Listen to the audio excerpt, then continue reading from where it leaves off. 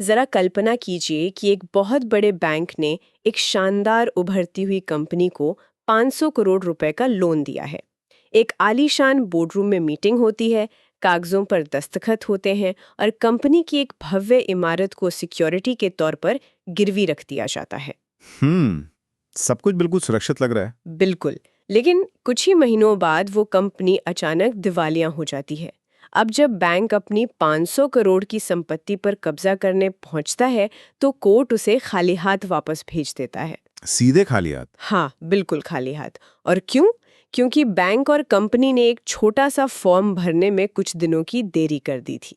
वो करोड़ों का सिक्योरिटी एग्रीमेंट महज रद्दी का टुकड़ा बन गया और बैंक रातों रात सड़क पर आ गया। बाप रे, ये तो किसी बुरे सपने जैसा है ना? ऐसा कैसे हो सकता है? यहीं से कंपनी कानून का वो जटिल जाल शुरू होता है जिसे आज हम डिकोड करेंगे।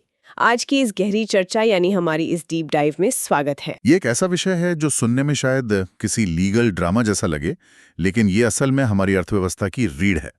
आज का हमारा विषय कंपनी कानून 2013 के एक बेहद संवेदनशील हिस्से पर आधारित है, रजिस्ट्रेशन ऑफ चार्जेस। और आज की इस चर्चा के लिए हमने जो स्रोत इकट्ठा किए हैं वो है ICI के चैप्टर 6 के नोट्स। तो इस डीप डाइव का मिशन सिर्फ कानूनी धाराओं को पढ़ना नहीं है। बिल्कुल नहीं। हमें उस मैकेनिज्म को समझना है कि जब कंपनियां बाजार से करोड़ों रुपए का कर्ज उठाती हैं और अपनी संपत्तियों को गिरवी रखती हैं, तो उस चार्ज को सरकारी रिकॉर्ड में रजिस्टर करना क्यों जरूरी है। और ये कैसे पूरी अर्थव्यवस्था को बचाता है। सही कहा। ठीक है, तो चलिए इसे थोड़ा खोलकर समझते हैं। सुनने वालों के लिए ये विषय बहुत जरूरी होने वाला है, चाहे कोई बिजनेस की दुनिया में कदम रख रहा हो, लॉ पढ़ रहा हो, या सिर्फ ये जानना चाहता हो कि बड़े बैंक इतने भारी भरकम लोन बिना डरे कैसे दे देते हैं। तो चलिए बिल्कुल बुनियादी बात से शुरुआत करते हैं। सबसे पहले तो ये समझना होगा कि ये चार्ज असल में होता क्या है। हाँ, मतलब आम बोलचाल में तो चार्ज का मतलब मोबाइल चार्ज करना होता है। बिल्कुल, लेकिन कानूनी भाषा में खास तौर पर सेक्शन 2 सबसेक्शन 16 के तहत चार्ज का मतलब है कंपनी की किसी भी संपत्ति पर लोन की सुरक्षा के लिए बनाया गया कोई इंटरेस्ट या लियन। इसमें मॉर्गेज यानी संपत्ति को गिरवी रखना भी शामिल है। अच्छा, यहाँ एक मिनट रुकते हैं। मॉर्गेज या गिरवी रखना तो समझ आता है, लेकिन ये लियन क्या चीज है? देखिए, लियन का सीधा सा मतलब है किसी और की संपत्ति को तब तक अपने अधिकार में रखने का कानूनी हक जब तक कि वो अपना कर्ज न चुका दे। अच्छा, जैसे कोई मैकेनिक हमारी कार ठीक करता है। एकदम सही उदाहरण। जब तक मैकेनिक का बिल नहीं चुकाया जाता, वो कार वापस करने से मना कर सकता है। कॉर्पोरेट दुनिया में भी जब कोई कंपनी बैंक से लोन लेती है तो वो बैंक को अपनी संपत्ति पर ऐसा ही एक अधिकार दे देती है। समझ गई। और दिलचस्प बात यह है कि यह संपत्ति टैंजिबल हो सकती है, जिसे हम छू सकते हैं, जैसे जमीन, इमारत या मशीनरी, और ये इनटैंजिबल भी हो सकती है। इनटैंजिबल मतलब जैसे कोई पेटेंट, ट्रेडमार्क या सॉफ्टवेयर का कॉपीराइट। बिल्कुल। और तो और संपत्ति भारत में भी हो सकती है और भारत के बाहर भी। मतलब जब कोई कंपनी लोन लेती है तो वो बैंक को अपनी संपत्ति की एक अदृश्य चाबी सौंप देती है।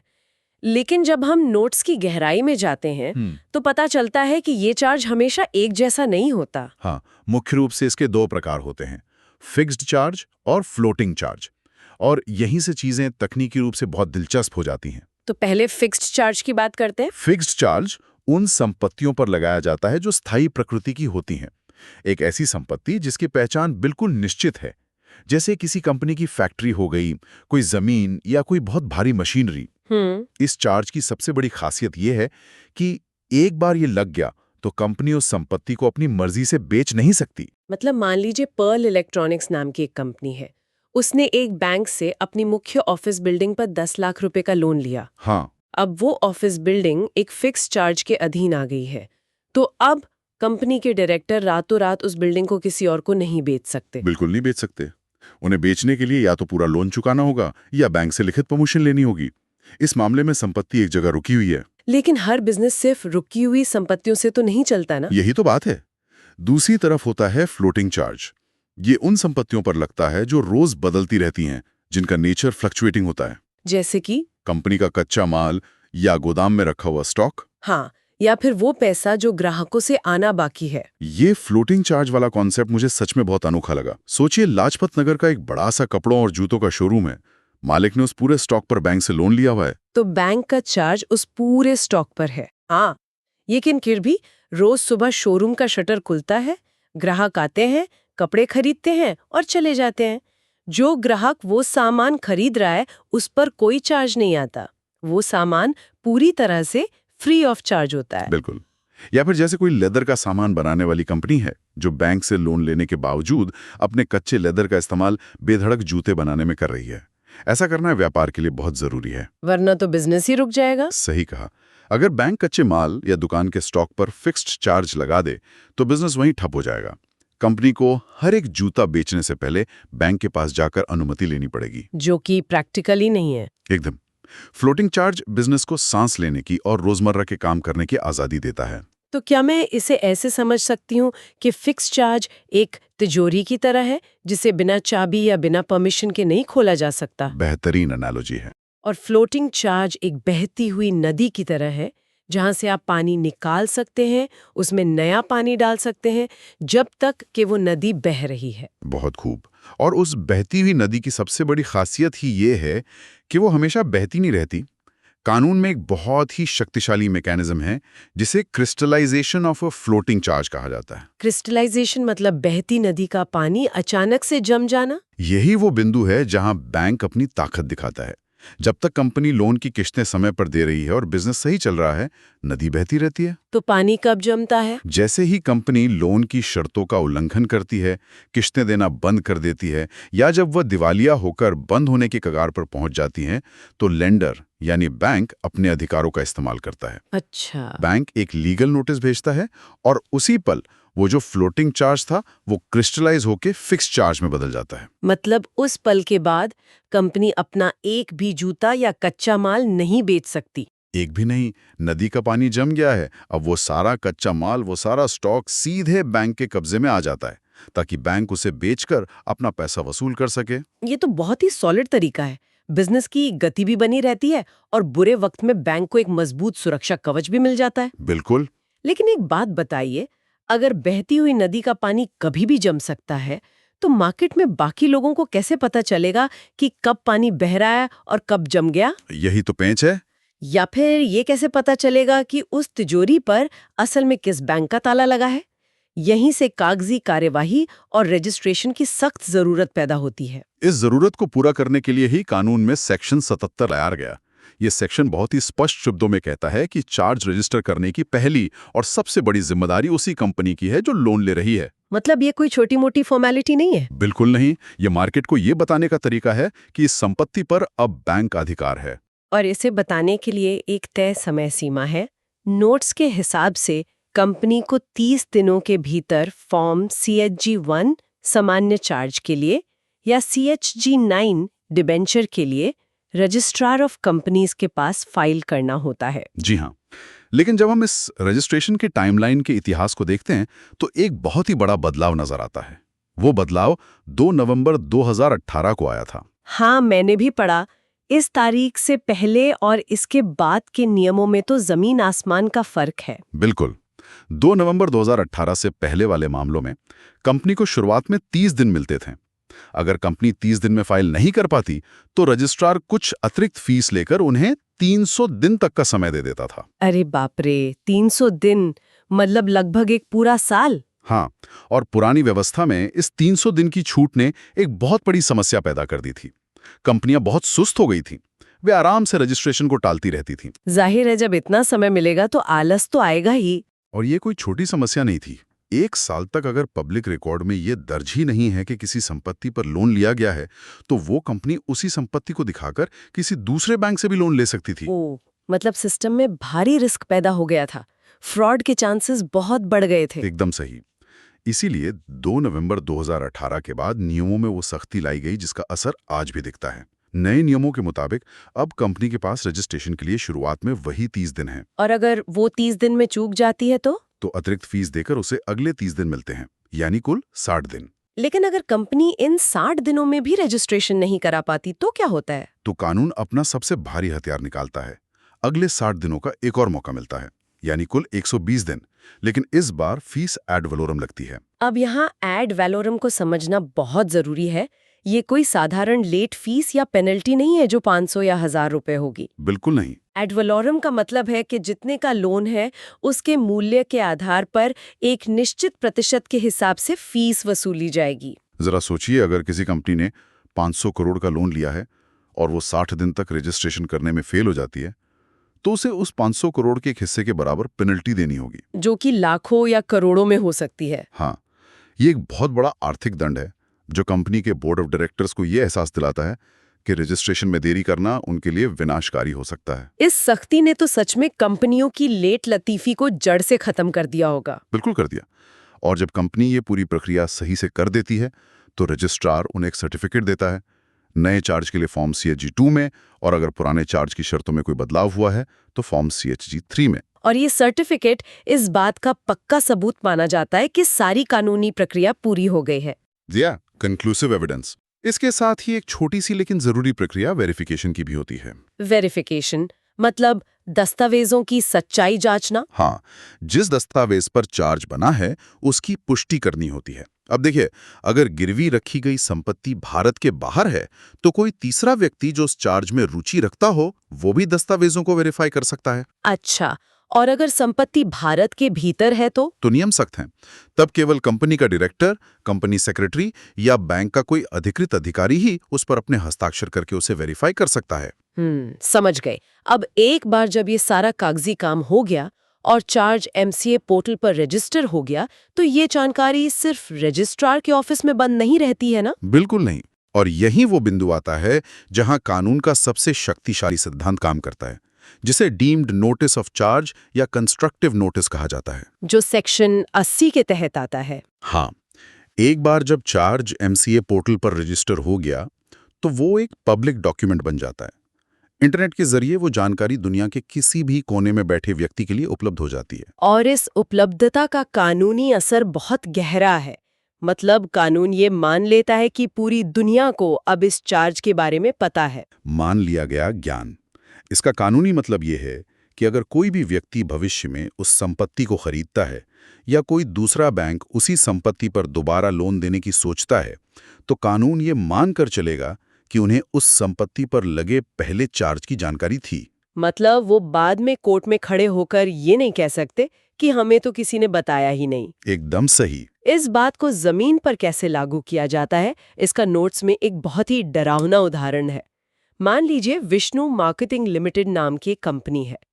इस कंपनी ने अपनी एक शानदार commercial building alpha commercial bank के पास गिरवी रखकर 50 लाख का लोन लिया और उसका चार्ज MCA पोर्टल पर रजिस्टर कर दिया। हाँ, कुछ महीनों बाद नीरज नाम के एक निवेशक ने उस बिल्डिंग को देखा, उसे पसंद आई और उसने कंपनी को करोड़ों रुपए देकर वो बिल्डिंग खरीद ली। लेकिन नीरज ने जल्दबाजी में MCA पोर्टल चेक करने की जहमत नहीं उठाई। बिल्कुल। और जब विष्णु मार्केटिंग अपना लोन नहीं चुका पाती तो अल्फा कमर्शियल बैंक अपनी वसूली के लिए उस बिल्डिंग को जब्त करने आ जाता है। तब नीरज क्या करेगा? नीरज परेशान होकर कहता है, अरे मैंने तो पूरे पैसे देकर ये बिल्डिंग खरीदी है, मुझे तो पता ही नहीं था कि ये बैंक के पास गिरवी है। लेकिन कानून नीरज की एक नहीं सुनेगा। बिल्कुल नहीं। कानून कहेगा कि जानकारी पब्लिक डोमेन में थी, नुकसान नीरज को ही सहना पड़ेगा और बैंक वो बिल्डिंग बेचकर अपना पैसा वसूल लेगा। ये नियम असल में रियल एस्टेट और कॉर्पोरेट धोखाधड़ी को रोकने का सबसे बड़ा हथियार है। सोचिए, अगर ये पब्लिक रिकॉर्ड न हो तो एक बेईमान कंपनी अपनी एक ही जमीन को चुपके से 10 अलग-अलग लोगों को बेच सकती है, या 10 अलग-अलग बैंकों से उसी जमीन पर लोन ले सकती है। एकदम। कंस्ट्रक्टिव नोटिस सुनिश्चित करता है कि खरीदार या नया बैंक अपनी आंखें खुली रखें।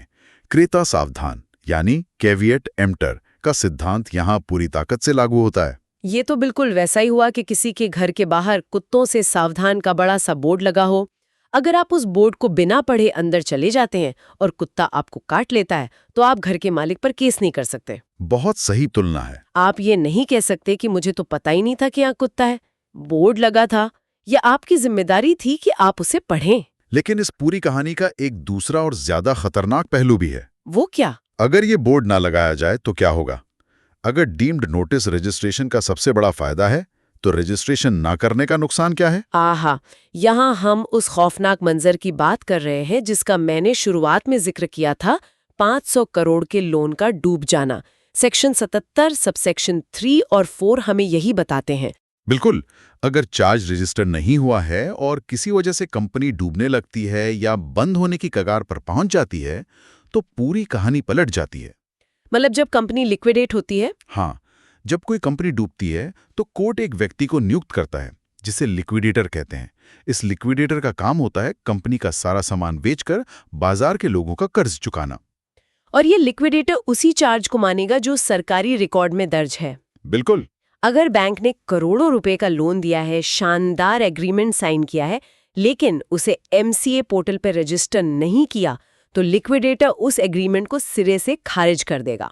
कानूनी भाषा में कहें तो लेंडर रातों रात एक सिक्योर्ड क्रेडिटर से गिरकर अनसिक्योर्ड क्रेडिटर बन जाता है। सिक्योर्ड क्रेडिटर वो होता है जिसका संपत्ति पर पहला हक होता है, लेकिन रजिस्ट्रेशन ना होने पर वो हक खो लेता है। तो क्या इसका मतलब ये है कि बैंक का सारा पैसा डूब गया? क्या कंपनी को वो पैसा वापस नहीं करना पड़ेगा? नहीं, कर्ज तो मौजूद रहता है। कानून ये कहता है कि लोन चुकाने का जो मूल कॉन्ट्रैक्ट है वो तब भी मान्य रहता है। अच्छा। बैंक अपना पैसा वापस मांगने के लिए कोर्ट जा सकता है। वो अन्य असुरक्षित लेनदारों की कतार में सबसे पीछे जाकर खड़ा हो सकता है, लेकिन उस विशिष्ट संपत्ति पर से उसका जो विशेष अधिकार था वो पूरी तरह खत्म हो जाता है। और इससे एक और बड़ा नुकसान होता है जिसे लॉस ऑफ प्रायोरिटी कहते हैं। इसे समझना बहुत जरूरी है क्योंकि असल दुनिया में बैंकों के बीच जो रेस होती है वो यहीं तय होती है। इसका भी एक बेहतरीन उदाहरण है। मान लीजिए दो बैंक हैं, बैंक ए और बैंक बी। बैंक ए ने एक कंपनी को 1 जून को भारी भरकम लोन दिया। कंपनी ने अपनी जमीन बैंक ए के पास गिरवी रख दी, लेकिन बैंक ए की अधिकारियों ने सुस्ती दिखाई और अपना चार्ज रजिस्टर करने में महीनों लगा दिए। उन्होंने 12 अगस्त को जाके रजिस्ट्रेशन किया। और उसी बीच कंपनी ने चालाकी दिखाई और उसी जमीन को दिखाकर बैंक बी से 18 जून को एक और लोन ले लिया। हाँ, लेकिन बैंक बी के अधिकारी बहुत फुर्तीले थे। उन्होंने बिना कोई समय बर्बाद किए 26 जून को ही अपना चार्ज एमसीए पोर्टल पर रजिस्टर कर लिया। तो अब जब वो कंपनी डूबेगी और लिक्विडेटर जमीन को बेचेगा, तो जमीन से जो भी पैसा आएगा उस पर पहला कानूनी हक बैंक बी का होगा। बिल्कुल। भले ही बैंक ए ने लोन पहले दिया था, उनका एग्रीमेंट पहले बना था, लेकिन पब्लिक रिकॉर्ड में रजिस्ट्रेशन बैंक बी ने पहले कराया। तो इस पूरे मामले का निचोड़ ये है कि जो सोता है वो खोता है। एकदम सही। कानून में प्राथमिकता इस बात से तय नहीं होती कि आपने लोन कब दिया।